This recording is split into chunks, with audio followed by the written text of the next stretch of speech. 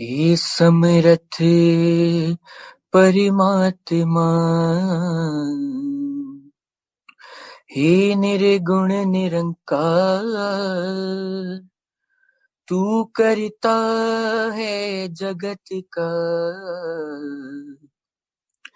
तू सबका आधार। कण कण में है बस रहा तेरा रूप अपार। तीन काल है सत्य तू, मिथ्या है संसार। घट घट वासी हे प्रभु, अविनाशी करतार। दया से तेरी हो सभी, भवसागर से पार। निराकार साकार तू, जग के पालनहार। है बेअंत महिमा तेरी, दाता अपरंपार। परम पिता परमात्मा, सब तेरी संतान। भला करो सबका प्रभु, सबका हो कल्याण। भला करो सबका प्रभु, सबका हो कल्याण।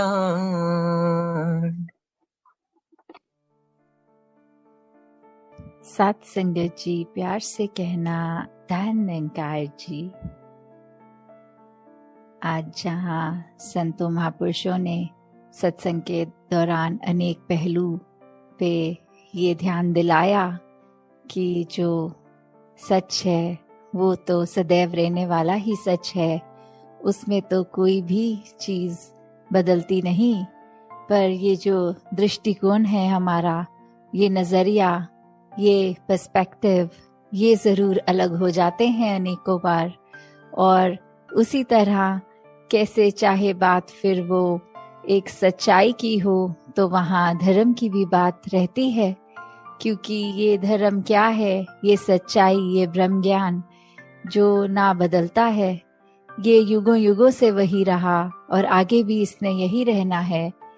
कैसे फिर वो जो बात आती है कि जब सिर्फ एक सच्चाई, जो बाबा जी भी अक्सर अपने विचारों में एग्जाम्पल देके समझाते थे कि अगर एक देश में दिन है तो दूसरे में उस समय रात हो सकती है, वो टाइम जोन्स अलग हो सकती हैं। तो फिर ये सन, ये मून, ये भी उस तरह रात और दिन का पहलू, ये भी सच्चाई उस समय की एक देश की तो हो सकती है, पर वो एक परमानेंट सच्चाई नहीं, क्योंकि हर देश में वो सच्चाई लागू नहीं है। तो ऐसी फिर ये कौन सी सच्चाई है जो ये हमेशा हर समय किसी भी एक सिचुएशन में, एक जगह पे, जो ना समय से बंधी है, किसी भी तरह पे हमेशा कायम दायम रहने वाली ये सच्चाई, ये निराकार, ये परमात्मा जो कभी बदलता नहीं, कभी ढलता नहीं। तो कैसे इस तरह जब हम एक सच्चाई की बात करते हैं तो वहाँ धर्म, और ये धर्म क्या है, जैसे हम सुनते भी हैं, गाते भी हैं एक सेवा के जब भाव में कि मानवता है धर्म हमारा, हम केवल इंसान हैं। तो जब मन में ये सच्चाई ठहर जाए तो कैसे फिर ये मानवता के लिए ही अपना जीवन अर्पित, समर्पित कर देते हैं हर कोई। तो जब ये भी बात आती है कि इस निराकार के दर्शन हो गए, ये इसकी पहचान हो गई, when we've realized God, तो फिर अपने आप ही हमारा एक नजरिया भी नया हो जाता है। वो एक समझ एक ढल जाती, एक दिमाग में चीज बैठ जाती है कि कैसे हम हमेशा इस ही परमात्मा का ही अंश रहेंगे, चाहे इस शरीर के अंदर हो, या ये मृत्यु होने के बाद, ये शरीर खत्म हो जाने के बाद इसमें मिलना है। तो कैसे हमने जहाँ अपने ऊपर एक खुद को कैसे पूरे लाइफ में कंडक्ट करना है, अपनी सोच को कैसे मानवीय गुणों में ढालते हुए खुद को संवारना है। और वही बात फिर अगर एक पर्सपेक्टिव की होती है तो कैसे एक चीज अगर हम देखें वो अक्सर हमें हमारे मुताबिक अगर ठीक लगती है तो वो हम उसको सही डिक्लेयर कर देते हैं। और अगर एक कॉन्वर्सेशन भी कर रहे हो, किसी से बात भी कर रहे हो, और दूसरा अगर उसी में कोई फर्क अलग सी बात करे कि बोले कि आप जो कह रहे हैं वो आपके पॉइंट ऑफ व्यू से ठीक है, पर अकॉर्डिंग टू मी, मेरे अनुसार ऐसा होना चाहिए, और वो अपनी बात को किसी और ढंग से फिर एक नए एंगल से पेश करते हैं, तो कैसे फिर एक मन वही हमारा व्याकुल कि किसी तरह बस हम ये अब प्रूव करें कि हमारी बात, हमारा नजरिया ही इम्पोर्टेंट है, दूसरे का नहीं। जो तो समझ जाते हैं कि दूसरे की भी बात उतनी इम्पोर्टेंट, उनका नजरिया भी, तो वो तो आराम से एक बात को भी फिर भक्ति बना लेते हैं, उसमें भी परमात्मा का अंश देखकर, फिर इस सच्चाई से जुड़कर, इस परमात्मा से जुड़कर अपने आप को आगे चला लेते हैं। पर वही जो वाद विवाद की बात आती है, फिर कैसे फिर एक अपने आप को इस्टेब्लिश करने में ही ये इंसान जब लग जाता है कि अब मुंह से तो बात बोल दी है, अप्रूव करके भी दिखाएंगे, तो फिर वो बात सिर्फ एक नजरिए, एक पर्सपेक्टिव की नहीं आ जाती, वहां आ जाता है अहंकार, वहां आ जाता है स्वयं को श्रेष्ठ कैसे साबित करना, फिर वो एक प्रूफ करने तक ही बात रह जाती है। तो फिर अगर अच्छा वक्ता होगा कोई, वो तो फिर हर हाल अपने आप का अपना नजरिया ही सही साबित कर देगा। तो बात सिर्फ ये नहीं कि सामने वाला कितना अच्छा बोल सकता है, हो सकता है उसको भी अच्छा बोलना आता हो, पर वो बात ये समझ जाए कि कुछ भी कह लेंगे, ये दूसरे इंसान के बात समझ नहीं आने वाली, तो अपनी एनर्जी और टाइम वेस्ट ना किया जाए, खुद को ही चुप कर दिया जाए और दूसरे के हाँ में हाँ कर दी जाए। तो कैसे फिर वही बात कि जो बहुत अपने आप को चतुर समझते हैं, असल में वही मूर्ख होते हैं। तो कैसे स्वयं को जब हमने ये अपने मन में ही श्रेष्ठ इतना बना लिया, तो फिर ये क्या हमें और किसी का नजरिया समझ में आएगा। क्योंकि एक बात इतनी सिंपल सी कि अगर हम कुछ ही मानवीय गुणों पे भी अगर ध्यान दें, तो ये जो love, compassion, peace, tolerance, respect, trust, ऐसे बेसिक जो बातें होती हैं, जो एक लिंगों में भी हमें अगर बात कर रहे हैं तो शायद बोलना भी नहीं पड़ता, वो एक मोतियों की तरह शब्द ये वाले 1 by 1 आ ही जाते हैं होठों पे, जबान पे। पर अगर फिर हर एक शब्द की गहराई में उतरेंगे तो प्यार कब हो पाएगा, वो लव का शब्द, वो वहां पे रिस्पेक्ट और ये ट्रस्ट साथ ही होता है। तो कैसे अगर हम ये कहें कि किसी एक व्यक्ति से या परमात्मा से हम प्यार करते हैं, पर हम उनको ना उनकी इज्जत करते हैं, ना उनको ट्रस्ट करते हैं, तो फिर क्या वो प्यार प्यार है? फिर वो नहीं रहता ऐसा। और वहीं अगर दूसरा पहलू भी देखें कि अगर हम किसी की इज्जत करते हैं, क्या उसके लिए हमारे मन में हमदर्दी नहीं होगी?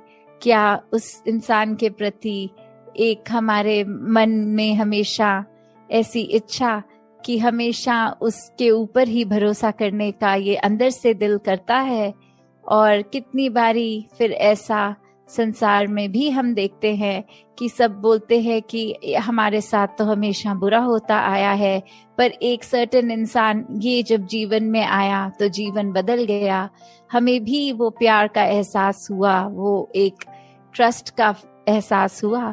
तो कैसे फिर हर एक में हम में वो पोटेंशियल है कि हम पूरे संसार में प्यार बांट सकें। हम सब में वो एक है निरंकार द्वारा दी गई, ये जिस भाव से हम दूसरे के साथ पेश आते हैं, तो हमें जहाँ निरंकार का किया गया हर पल, हर एक जीवन में घटती हुई चीज ये डिसीजन सर आंखों पे खुशी खुशी रखना है, वहीं एक अपनी सोझी जो परमात्मा ने दी है उसमें भी हमें खुद को किस तरह एक ढालना है कि हर एक के काम आ सकें। अपने दिल को इतना साफ बनाना है कि फिर चाहे एक वो दिल हो या आईना, फर्क नहीं होना चाहिए। ये अंदर बाहर से कैसे हैं वो एक रस वाली बात, ये दिल दिमाग में ये फर्क ना होने वाली बात।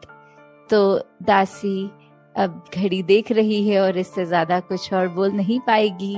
इन्हीं शब्दों से आज्ञा लेके यही कामना कि हर कोई सेवा सिमरन सत्संग करता चला जाए और अपने आप को इस निराकार का ही बना ले पूरी तरह। चाहे वो शरीर तो सेवा कर सकता है, पर मेन बात कि वो मन भी सेवा करे।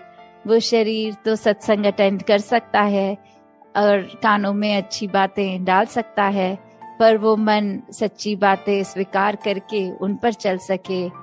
ये जो सिमरन भी है ये भी अपने आप में सिर्फ शब्द ना रह जाए, पर अपने आप को सच में इस निरंकार से जोड़ने का ही इसका प्रयोग किया जाए।